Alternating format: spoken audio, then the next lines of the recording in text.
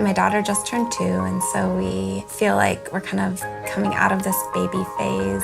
She's no longer nursing, and like she's getting ready to go to the big girl bed, and she's potty training, and my son, like he's getting ready to go to school next year, so they just keep learning and growing, and that's wonderful. But at the same time, it's like, oh, but my baby. When I first saw our pink bathroom, I thought, why did they paint the walls pink also? And then I realized they weren't. They were just being reflected pink.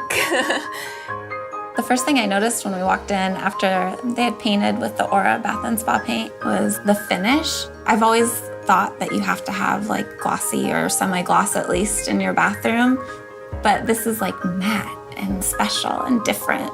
At our old apartment, right around the bath, we had molds growing like right on that edge there. So to have the Aura Bath and Spa paint, just be able to protect against that, and you don't have to worry about that with our kids and be scrubbing it with that really harsh chemical. Yeah. That'll be really cool.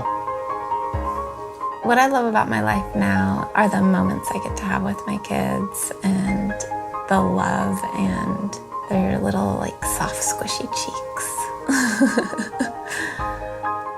Those are the moments I want to hold on to the most.